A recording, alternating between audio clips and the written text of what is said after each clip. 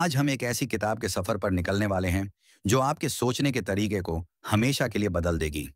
आज हम बात करेंगे डैरियस फोरॉक्स की लिखी गई शानदार किताब थिंक स्ट्रेट के बारे में।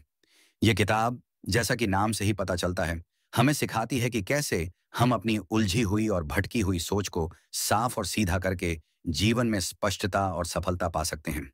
यह एक ऐसी मार्गदर्शिका है जो हमें बताती है कि हम अपनी सोच को बदलकर अपने जीवन के हर पहलू को, चाहे वह करियर हो, रिश्ते हों या व्यक्तिगत विकास, बेहतर बना सकते हैं।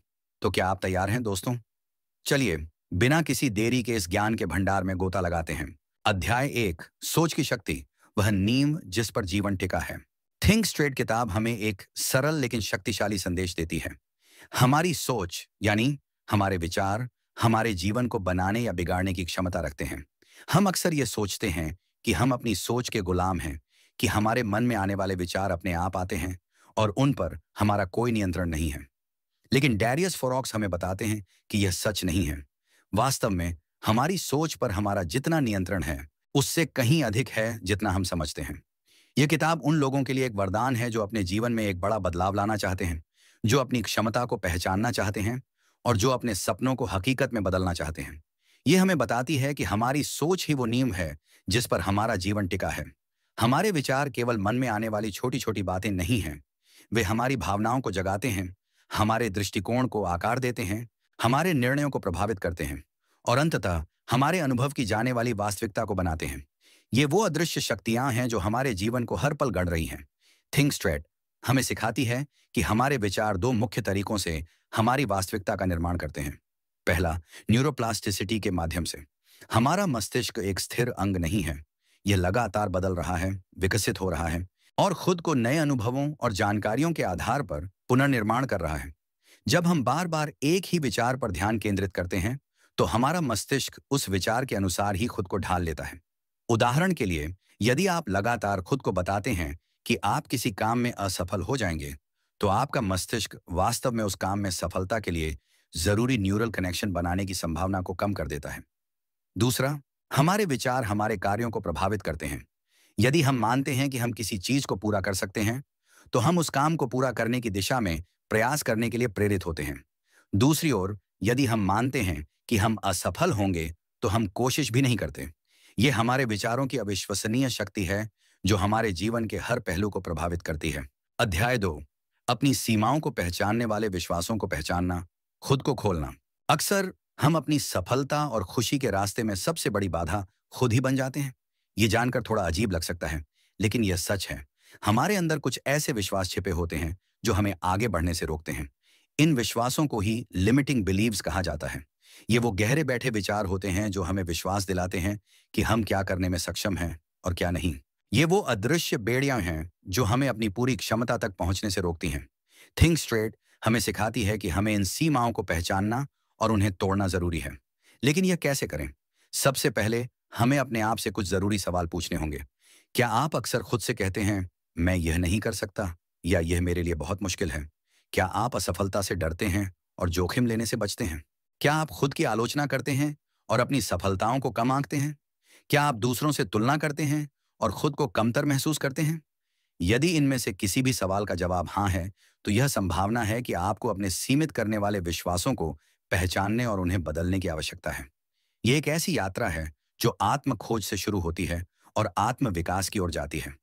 एक बार जब हम अपनी सीमाओं को पहचान लेते हैं, तो हम उन्हें बदलने के लिए कदम उठा सकते हैं। थिंक स्ट्रेट हमें कुछ रणनीतियां प्रदान करती है, जिनमें शामिल हैं नकारात्मक विचारों पर सवाल उठाना और यह देखना कि क्या उनके पीछे कोई ठोस सबूत है, खुद के साथ दयालु होना और अपने आप से उसी तरह बात करना जैसे आप किसी मित्र से करेंगे, खुद को सकारात्मक प्रतिज्ञान देना और खुद को याद दिलाना कि आप सक्षम हैं, और छोटे छोटे लक्ष्य निर्धारित करना और उन्हें पूरा करना ताकि आत्मविश्वास को बढ़ाया जा सके। अध्याय 3, न्यूरोप्लास्टिसिटी का विज्ञान, दिमाग को आकार देना। न्यूरोप्लास्टिसिटी एक ऐसा शब्द है जिसे आपने शायद पहले नहीं सुना होगा, लेकिन यह एक ऐसा सिद्धांत है जो हमारे जीवन को पूरी तरह से बदल सकता है। इसका मतलब है कि हमारा मस्तिष्क स्थिर नहीं है, बल्कि हमारे विचारों और कार्यों के आधार पर खुद को बदलने और अनुकूलित करने की क्षमता रखता है। थिंक स्ट्रेट हमें बताती है कि हमारा मस्तिष्क एक फिक्स्ड पार्ट नहीं है, बल्कि एक गतिशील अंग है जो जीवन भर नए अनुभवों को जवाब देकर खुद को लगातार नया बनाता रहता है। दूसरे शब्दों में, आप अपने मस्तिष्क को नई चीजें सीखने के लिए प्रशिक्षित कर सकते हैं, पुरानी आदतों को तोड़ सकते हैं और यहां तक कि अपनी सोचने की शैली को भी बदल सकते हैं। यह एक अविश्वसनीय शक्ति है जो हम सभी के भीतर मौजूद है। यह हमारे लिए एक मौका है कि हम अपने दिमाग को उस तरह से आकार दें जैसा हम चाहते हैं। नए कौशल सीखना इस प्रक्रिया का एक महत्वपूर्ण हिस्सा है। चाहे आप कोई नई भाषा सीख रहे हों, कोई संगीत वाद्य यंत्र बजाना सीख रहे हों या कोई नया शौक अपना रहे हों, हर नई चीज सीखने से आपके मस्तिष्क में नए तंत्रिका कनेक्शन बनते हैं और मौजूदा कनेक्शन मजबूत होते हैं। इसी तरह अपनी सोच को बदलकर भी आप अपने मस्तिष्क को बदल सकते हैं। नकारात्मक विचारों को सकारात्मक विचारों में बदलकर आप तनाव को कम कर सकते हैं, चिंता को दूर कर सकते हैं और एक अधिक सकारात्मक दृष्टिकोण विकसित कर सकते हैं। थिंक स्ट्रेट हमें सिखाती है कि नई आदतें बनाना चुनौतीपूर्ण हो सकता है, लेकिन यह निश्चित रूप से संभव है। जब आप कुछ नया करने का अभ्यास करते हैं, तो आप अपने मस्तिष्क को नए तंत्रिका मार्ग बनाने के लिए प्रेरित करते हैं। इसके अलावा अपने दिमाग को नियमित रूप से चुनौती देना भी जरूरी है, जैसे कि पहेलियां सुलझाना, नई जगहों पर जाना और नई चीजें पढ़ना। ये सभी आपके दिमाग को तेज रखने और न्यूरोप्लास्टिसिटी को बढ़ाने के शानदार तरीके हैं। अध्याय 4, आत्म जागरूकता विकसित करना, खुद को समझना। आत्म सुधार की यात्रा का पहला कदम है अपने विचारों और भावनाओं के प्रति अधिक जागरूक होना। इसका मतलब है कि आपको अपने आप से लगातार यह पूछना चाहिए कि आप क्या सोच रहे हैं और कैसा महसूस कर रहे हैं, बिना उन विचारों या भावनाओं को अच्छा या बुरा माने। यह एक तटस्थ अवलोकन का अभ्यास है, जहां आप अपने मन में होने वाली हर चीज को बिना किसी फैसले के देख सकते हैं। थिंक स्ट्रेट हमें सिखाती है कि यह आत्म जागरूकता हमें अपने विचारों और भावनाओं पर अधिक नियंत्रण रखने में मदद करती है। जब हम जान जाते हैं कि हम क्या सोच रहे हैं और कैसा महसूस कर रहे हैं, तो हम उन्हें बेहतर ढंग से समझ पाते हैं और उन पर नियंत्रण रख पाते हैं। किताब में कुछ तकनीकें बताई गई हैं जो आत्म जागरूकता बढ़ाने में मदद कर सकती हैं, जैसे कि माइंडफुल मेडिटेशन, जर्नलिंग और अपनी भावनाओं को पहचानने और उन्हें लेबल करने का अभ्यास। ये सभी तकनीकें हमें अपने अंदर गहराई से देखने और खुद को बेहतर ढंग से समझने में मदद करती हैं। जितना अधिक आप अपने विचारों और भावनाओं से अवगत होंगे, उतना ही आप उन्हें समझ पाएंगे और उन पर नियंत्रण रख पाएंगे। थिंक स्ट्रेट इस बात पर भी जोर देती है कि हम अक्सर अपने बारे में और दुनिया के बारे में नकारात्मक विचार रखते हैं। ये विचार हमें पीछे खींच सकते हैं और हमारे लक्ष्यों को प्राप्त करने में बाधा डाल सकते हैं। इसलिए यह जरूरी है कि हम इन नकारात्मक विचारों को चुनौती दें और उन्हें सकारात्मक विचारों से बदलें। अध्याय 5, कृतज्ञता और विजुअलाइजेशन, सकारात्मकता को अपनाना।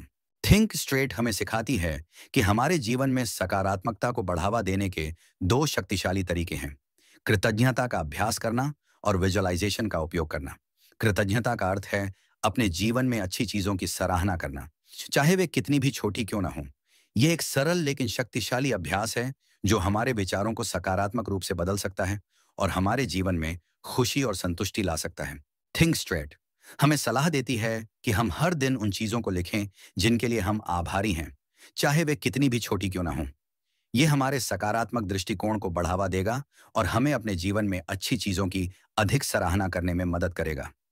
हमें उन क्षणों पर भी ध्यान केंद्रित करना चाहिए जिनके लिए हम आभारी हैं, जैसे एक सुंदर सूर्यास्त, एक प्यारी मुस्कान या बस यह तथ्य कि हम स्वस्थ और जीवित हैं। इन क्षणों को स्वीकार करना और उनकी सराहना करना हमारे मूड को बेहतर बनाने में मदद कर सकता है। इसके अलावा हमें दूसरों को धन्यवाद कहना भी नहीं भूलना चाहिए। जब कोई हमारे लिए कुछ अच्छा करता है, तो उन्हें धन्यवाद कहना ना भूलें।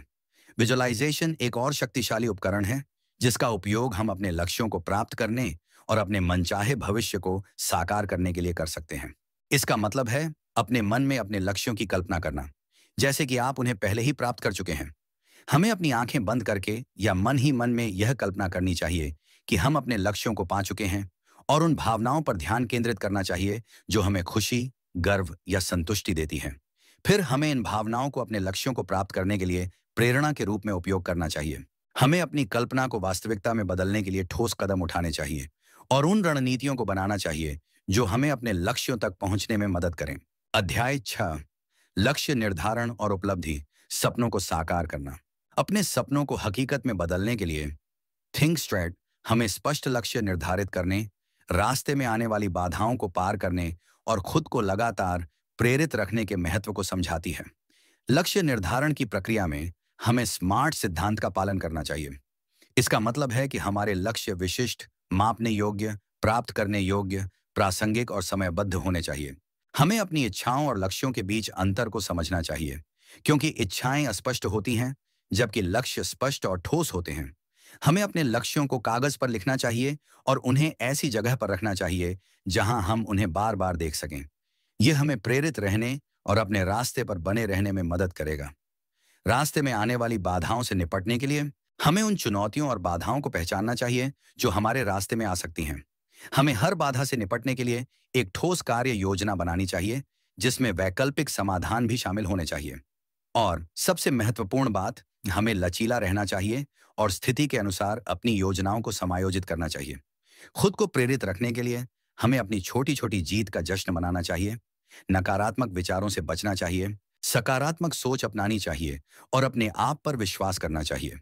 हमें उन लोगों के साथ समय बिताना चाहिए जो हमें प्रेरित करते हैं और हमें सकारात्मक ऊर्जा देते हैं, और एक सहायक समुदाय बनाना चाहिए। अध्याय 7, संबंध बनाना, रिश्तों को मजबूत करना। थिंक स्ट्रेट हमें मजबूत और सार्थक रिश्ते बनाने के महत्व को भी सिखाती है। यह हमें बताती है कि कैसे हम प्रभावी संचार, सकारात्मक दृष्टिकोण और आपसी सम्मान के माध्यम से अपने रिश्तों को मजबूत बना सकते हैं। प्रभावी संचार के लिए हमें स्पष्ट और ईमानदार होना चाहिए, अपनी भावनाओं को स्पष्ट रूप से व्यक्त करना चाहिए और दूसरों की भावनाओं के प्रति संवेदनशील होना चाहिए। हमें सक्रिय रूप से सुनना चाहिए, दूसरों की बात को ध्यान से सुनना चाहिए और उन्हें समझने की कोशिश करनी चाहिए। हमें बिना आलोचना के सहानुभूति दिखानी चाहिए, दूसरों के दृष्टिकोण और भावनाओं को समझने की कोशिश करनी चाहिए, भले ही हम उनसे सहमत ना हों। और हमें सकारात्मक बॉडी लैंग्वेज का उपयोग करना चाहिए, आंख से संपर्क बनाए रखना चाहिए, खुले दिमाग से बात करनी चाहिए और सकारात्मक बॉडी लैंग्वेज का उपयोग करना चाहिए। विवादों को सुलझाने के लिए हमें शांत रहना चाहिए और समस्या को समझने की कोशिश करनी चाहिए। हमें अपने और दूसरे के दृष्टिकोण से स्थिति को देखने की कोशिश करनी चाहिए और एक सहयोगी समाधान खोजने के लिए मिलकर काम करना चाहिए। हमें समझौता करने और जरूरत पड़ने पर माफी मांगने के लिए तैयार रहना चाहिए और यह याद रखना चाहिए कि माफी मांगने और क्षमा करने की शक्ति हमारे रिश्तों को मजबूत करने में महत्वपूर्ण भूमिका निभाती है। इसके अलावा हमें स्वस्थ संबंधों को बढ़ावा देना चाहिए, दूसरों की मदद करनी चाहिए, उनके साथ अच्छे पल बिताने चाहिए और एक दूसरे को प्रेरित करते हुए नई चीजें सीखनी चाहिए। अध्याय 8, उत्पादकता और समय प्रबंधन, अपने समय का उपयोग करना। थिंक स्ट्रेट हमें उत्पादकता और समय प्रबंधन को बेहतर बनाने के कुछ महत्वपूर्ण तरीके सिखाती है। यह हमें बताती है कि हमें अपने कार्यों को उनकी प्राथमिकता के हिसाब से तय करना चाहिए। सबसे महत्वपूर्ण कार्यों को पहले करना चाहिए और कम महत्वपूर्ण कार्यों को बाद में टालना चाहिए। इसके लिए हम ABCD विधि का उपयोग कर सकते हैं, जहां A का मतलब है महत्वपूर्ण और जरूरी कार्य, B का मतलब है महत्वपूर्ण लेकिन गैर जरूरी कार्य, C का मतलब है कम महत्वपूर्ण लेकिन जरूरी कार्य, और D का मतलब है न तो महत्वपूर्ण और न ही जरूरी कार्य। हमें A कार्यों को पहले करना चाहिए, फिर B कार्यों को, और यदि समय हो तो C कार्यों को। D कार्यों को टाला या हटाया जा सकता है। ध्यान भंग करने वाली चीजों से दूर रहना भी जरूरी है।